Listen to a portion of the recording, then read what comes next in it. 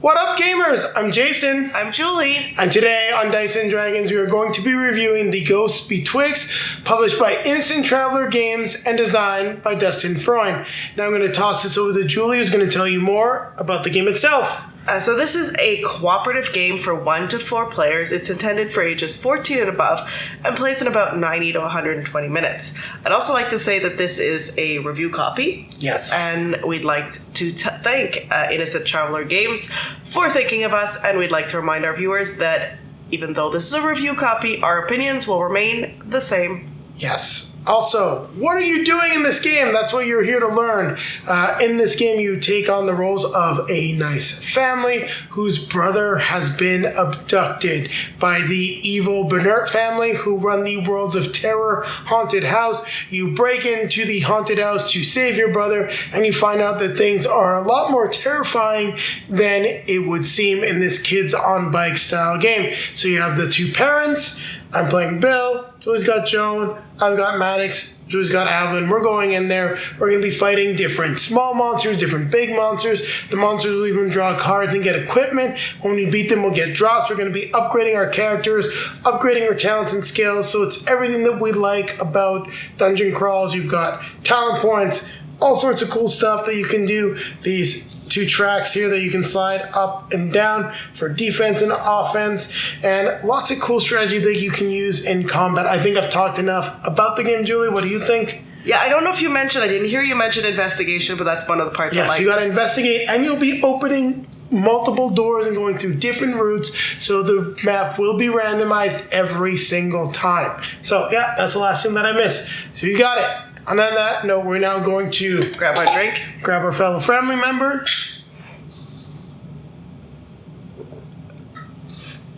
We're going to take it to the table one more time. One more time. Let's play mission 2.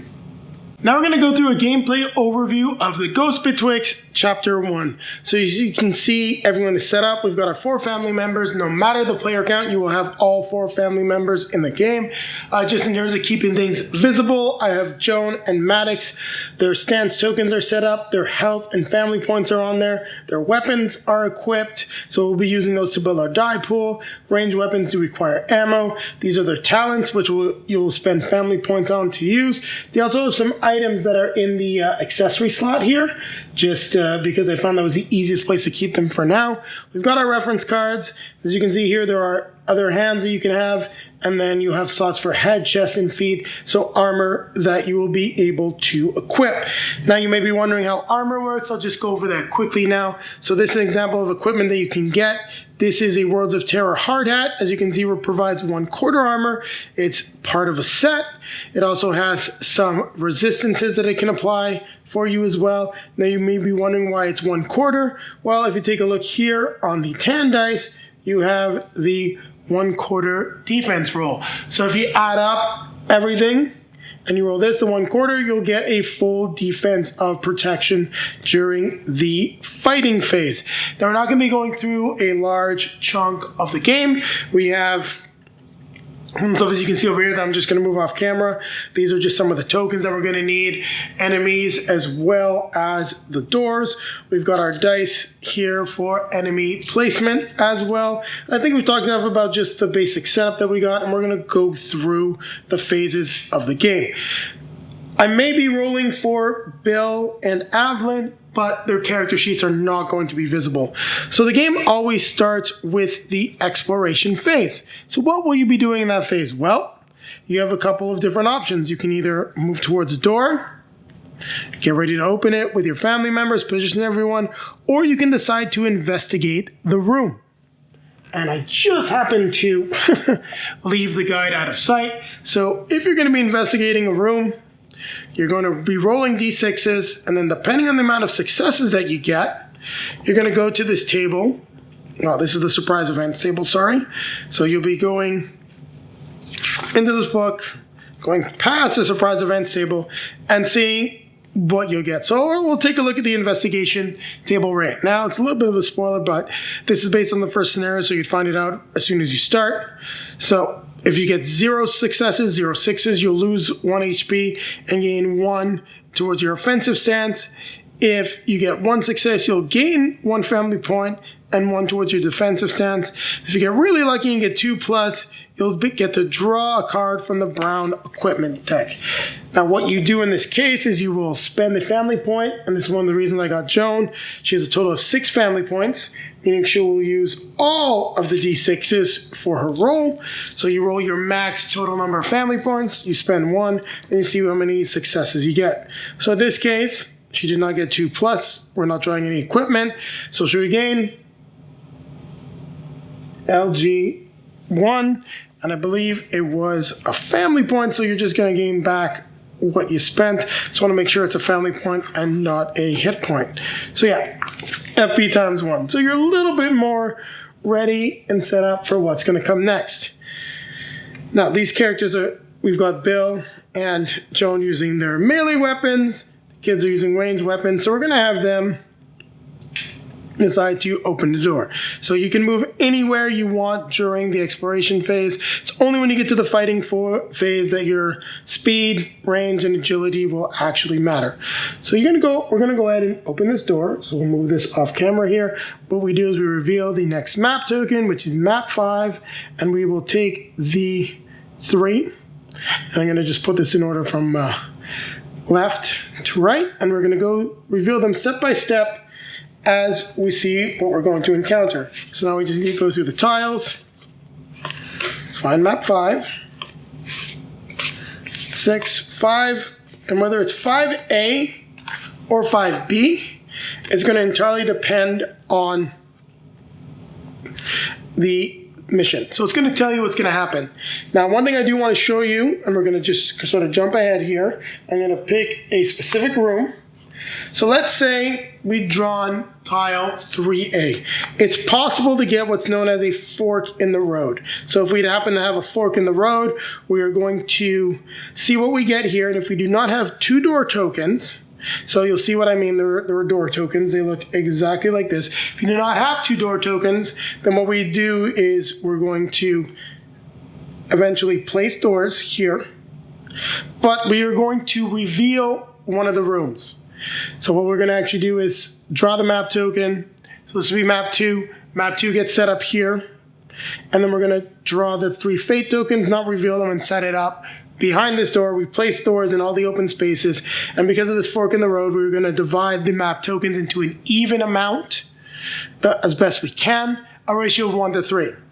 So let's just see what we've got here. We've got 1, 2, 3, 4, 5. So there'd be 4. So essentially, based on tile 2, what happened, we would take 2 map tokens, 6 fate tokens, and 6 fate tokens, as you're going to be splitting up going in these 2 directions. So that's just a brief overview as how that will work. So I wanted to show you. Fortunately, we drew map token number 5. That's not the case.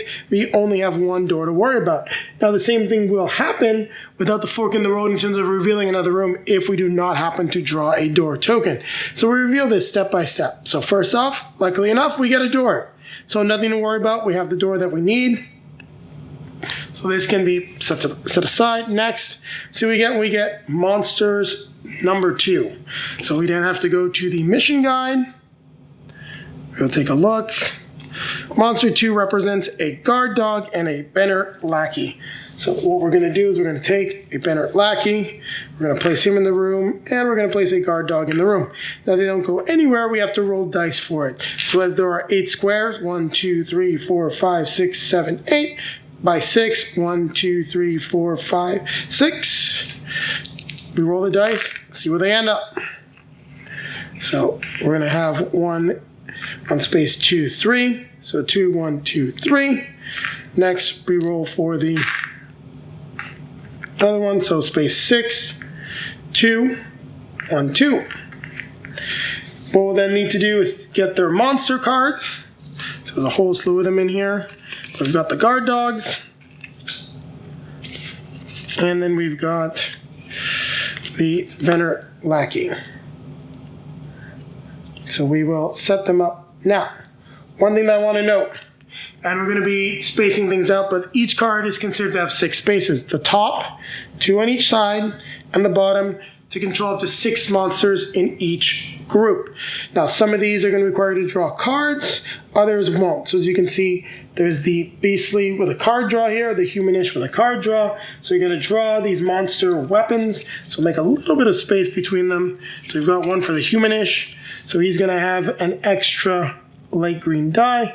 And we'll put that at the bottom for now. We'll lift that up to see his ability if it comes into play. And then we've got a green die for the dogs that are foaming at the mouth. We'll set up their hit points. A total of 6 and a total of 4. Now during the fighting phase, you would activate actually each group. So after a family member goes, if there was multiple guard dogs, you'd activate all the guard dogs. So I think I've got one here. Yeah. So if we had 2 guard dogs, for example, Joan goes in and attack. Well, both of those would go and attack her. Just want to be clear as to how that works. That's why you have the 1 and then potentially a number 2. Next, what we need to take a look at is the targets for the monsters. Not quite set up. We've got the target tokens. So we're going to reach in here. We're going to draw the cards and tokens. Just so as it turns out, we've got Maddox. So we'll have the Bennert lackey go after Maddox, and the guard dog go after Joan. Now we get to decide the order that everyone activates in. We also have the choice of taking a defensive stance and offensive stance, as we are now completing the spawning phase and going into the fighting phase. So we'll just finish up the spawning phase because we set up the monsters. So we do need to reel the other fate tokens. And in this case, it is a story token. Now, Mission 1 does not require any story tokens. I use this from Chapter 2 just to give you an idea as to what would happen. You would also read and execute this story event. And because I didn't mention this, and this is just an example, you are playing to complete the objective. So each mission has an objective deck that you're going to be going through. So once you complete an objective, in the case of the first one here, it'd be the final locked door. You then flip it over, resolve what's going on there, and keep going. Once you've completed all your objectives, you will have finished off the mission. But like I said, gameplay overview. So we've completed the spawning phase. So now we're going to go into the fighting phase. And in this case, we've got a guard dog right in our face. Joan's actually looking pretty tough. She can also use a talent, but I don't believe she needs to. Roll a die, heal yourself and adjacent family member. So we don't need to do that. In this case, no one's been damaged. Our speed is 1, our agility is 1, meaning that they only have to roll 1 success to hit us. Same thing for the dog here. You can see his agility is 1, HP is 4, XP is 2, and the Bennert bug value, which you'll spend at vending machines that you encounter as you play through the game. We're not going to cover that, though. It's quite clear when you get to it. But in this case, we're going to move. And try to see what we can do to get rid of the guard dog, because right now the Bennert lackey has a speed of 5. 1, 2, 3, 4, 5. So we got to keep that in mind, actually, like when you're looking at where you're going to move to, because the Bennert lackey is going to try to go after Maddox. So if I can find a way that I could attack that I'm not in range, it could be pretty good. And actually, one thing that we could look at doing, especially with regards to line of sight here now, and maybe I'm actually going to change this up because I see something differently. Maddox and Avelynn both have line of sight on the guard dog. They can attack. Family members don't block line of sight. If Maddox defeats the guard dog, then we're not going to have to worry about dealing with the Bennert lackey. They're not going to get an attack. And they attack the same way as family members do. Let's try that. I don't think it's going to happen. I think we're still going to activate the group, but it's going to be fairly interesting. So we're talking about taking defensive or offensive stance. I always like taking the offensive stance. Maddox will go up by 1, and Joan will go up by 1. So it's going to be Maddox's turn to attack. So we can spend his stance here to take a light green die. A light green die from his weapon. A green die, as you can see here. And then accuracy is what you use for range attacks. I'll take a dark yellow. So I'm going to roll the dice and see what we get. Now, I got 2 successes, meaning I will hit, and I'll deal 2 damage. But I do also need to roll the tan dice, which I neglected to roll at the same time. See what they get through defense. So this actually changes the target of the guard dog. So we won't actually necessarily be attacking Joan. we'll see what will happen. But I also wanted to show you something else because I really don't want to go through this very long. If we'd happen to roll one of these, we could have triggered an effect on the weapon, such as bleed 1. That would require 2, which would do 1 damage whenever they activate, or an extra damage. In any case, we hit the guard dog for 2. We are then going to discard his target token, reach into the bag. Now we use our own bag here to draw a new one. So he's actually going to target Maddox. So no matter what, someone's coming after Maddox. At this point, though, we're better off triggering the Bennert lackey. So he would move 1, 2, 3, 4, 5. The reason for that is you don't necessarily want 2 people ganging up on someone. So he's going to be able to move up and engage Joan at this point. So that's what we'll have her do. Deal with him. So we're going to build his die pool. So he's got a lot of dice. So it's going to be 2 light green, a light yellow, and a 3rd light green. And then Joan's defense, as you can see, there is a 10 and a roll. See what we get. So luckily enough, we rolled the dodge. In any case, he wasn't doing that much damage. He did trigger a special effect, which would have, he would need 2 to do that. He has an effect of stumbling 1 to knock you backwards, but as we dodged it, absolutely nothing happened. So that was a great roll. Now, this would have hit us. We would have taken a damage and removed 1 hit point. Now, let's take a look what we're going to do. As the Bennert lackey's already gone, we're better off going after the guard dog because all our family members are going to get a chance to go. At this point, Avelynn can move. She's ranged. She can go into this corner here, and she's got a chance to attack him. Now, her base thing is a light blue. She's got a green. She could spend a light green from her attack stance. And then she does only roll with a light yellow, though. So we'd roll that, see what she gets. And she is able to do 1 damage. I neglected to roll the 10. We'll roll the 10. Now, he'd get a shield here. So he'd block that, unfortunately. All these extra successes don't really give us all that much. However, Avelynn's talent is spend a family point to reroll the damage die. So we really want to get something good. And just for the case of playing this, well, 2 is actually fine because we got the bonus damage. So we deal the 2 damage. We then defeat the guard dog. She then remove him, put this on our board to track for later, either for a monster trophy when you're later on in the game, and keep track of your experience. So that is the end of that phase. So now our other characters can go, which is going to be pretty fun. So we're just going to have Joan go. She can roll 2 light green. She doesn't need to, really. At this point, he's not going to activate. We'd rather keep our stance high. So we'll roll light blue, light green, and she always rolls dark yellow. So she hits for 3. We'll check the defense. No defense, so that's 3 damage. And then Bill would roll. He's strong, so he gets actually an orange damage die. He's got a knife on him, which is light green, light green. We could add a 3rd light green, but don't really want to do it. So we'll roll that. Unfortunately, he gets a complete miss. Now, this would be in the fighting phase. Everything would continue again on another round. So we'll start the round, and we'll say that Bill attacks. Now, ideally, you would add a better roll than this. I just want to keep doing the fighting. You kind of get the idea. At this point, it would then be someone else's phase, and I know he's an angle, so we could put him right up there. Let's say he rolled that, got the other 3 health after Jones. So he would then defeat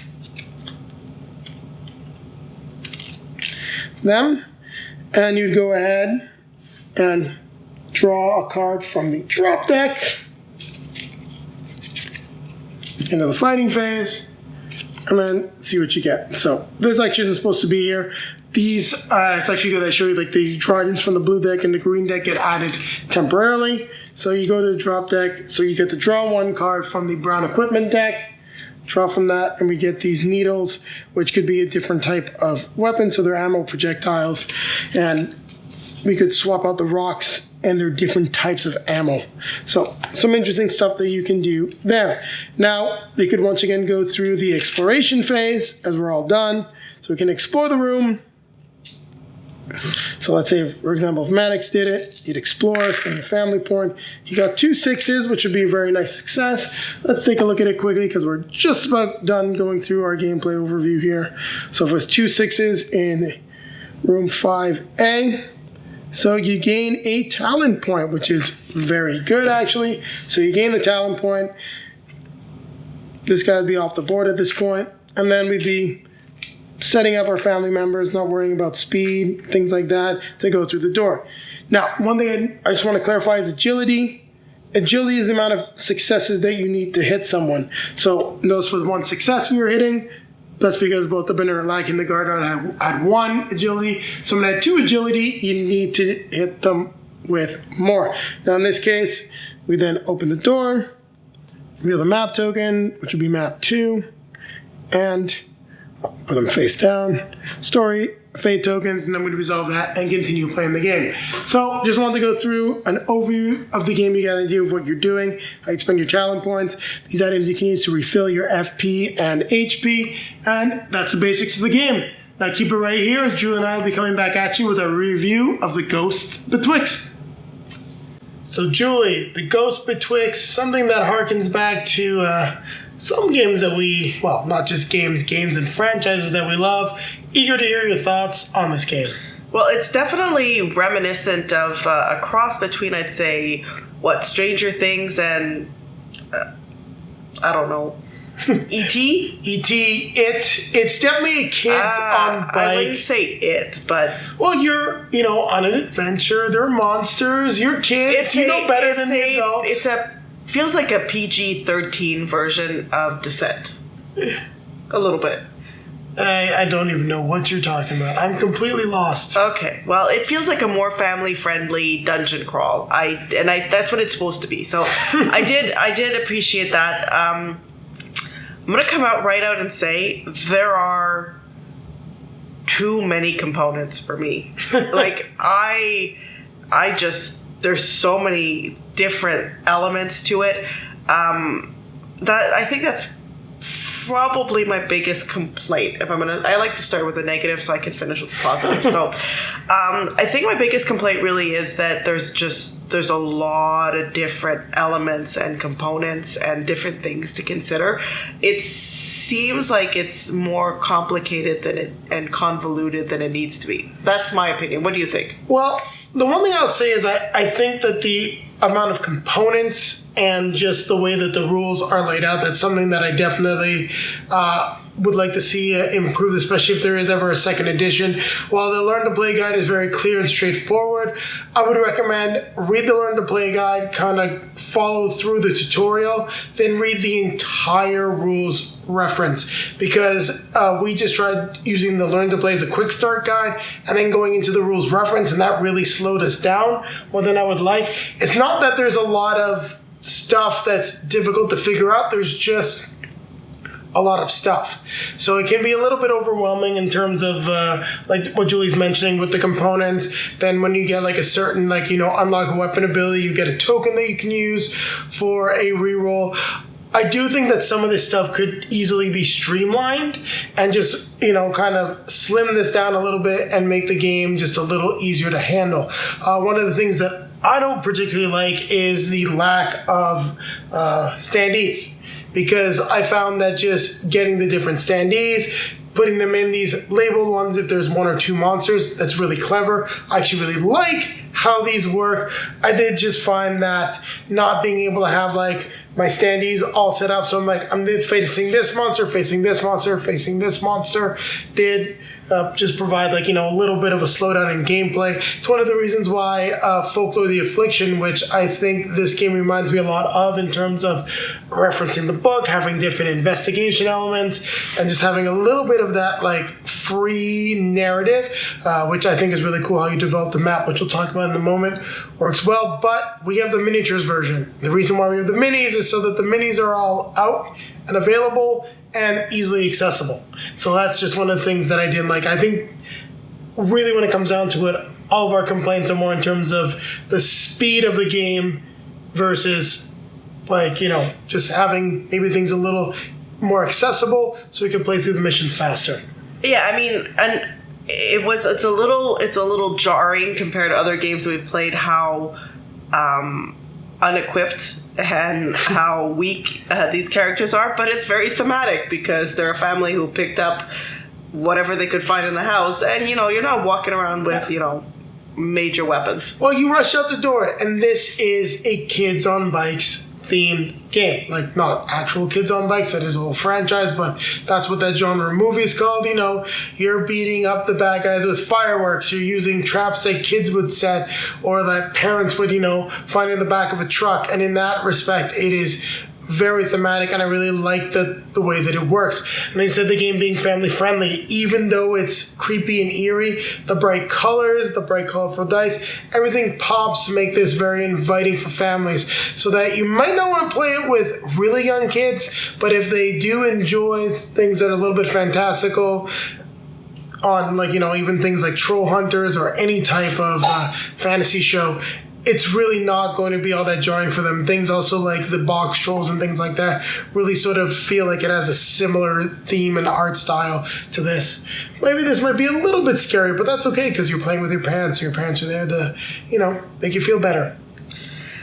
Yeah, the gameplay is interesting. It took me a little while to get used to, the different types of dice. You got light green, light blue, dark blue, light yellow, dark yellow, but they are very distinct. I'll give them that. I want to say it takes a little getting used to, but it's quite clear which is which. Yes. We didn't really get that far into our talents or things like that. Like I said, the talents aren't that developed. I was, at the start, yes. I was happy to get into higher levels, and I'm like, oh, it's really just a tiny progression of that previous talent. So. But we were about to get to the next level now, which would give us new talents, so we'd have more things to use our family points on. Like I said, we're reviewing the game because we've got enough of the core gameplay experience, but we don't really have, we've gone through the meat. I'd say we were starting to taste the meat, but we haven't quite got to the potatoes yet.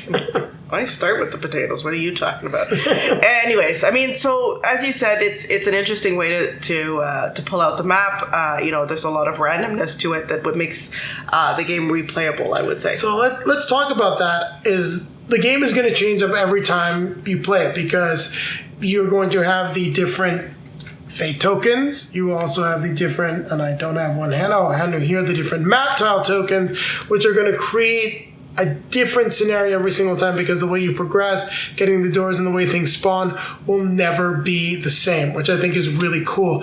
I do like that. There was a little bit lack of clarity, I would have to say, in terms of just how the fork in the road works as you're slowly running out of tokens. At least that's what happened with us in this scenario. So we just kind of started making dead ends, this is now a dead door. You can't really go anywhere. Or what we would do is be like, well, that door over there ends up being the dead end and just sort of shift it over here. Now, maybe something that I missed in the rules reference. It wasn't really that big of a deal, but it's something that I did notice. Okay. Yeah. And why don't we talk about combat? Because before we talk about combat, we'll talk about investigation. I do like the fact that the game really straight up moves you through, you're investigating, moving around, and then it's open the door and into combat. So in terms of what you're doing, all that stuff is very quick, simple, straightforward, and investigation can be really powerful, especially when you're rolling like a beast. Yeah, which I was for a little bit and then completely lost the dice mojo. But so you're basically rolling for sixes, and if you don't get sixes, bad things might happen. Yes. And it can be very bad. Yes, like you lost one of your weapons. Yes. But you did find a nice weapon as well, so we were not in such a bad scenario.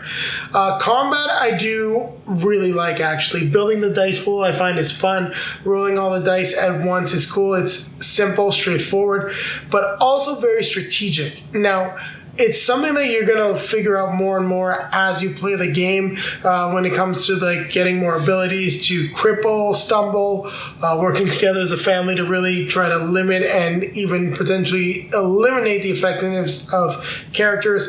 Also, there'll be some cases where you just don't want to move, and I like the fact that you do have some other actions like increasing your offensive stance or increasing your defensive stance to improve your abilities to be able to deal more damage and deal with enemies. Now, like many other dungeon crawls, I always find that it's always good to get rid of the weaker guys first because they can hit you for an annoying amount of damage. So if you got a couple of things that have 2 HP, get rid of them as soon as you can.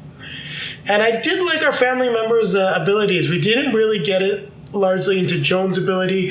Overprotective came in handy. I know Maddox's ability to craft some bottle rockets was pretty cool. And your ability to reroll your damage dice was definitely clutch, especially when you were fighting Eustace. Yeah.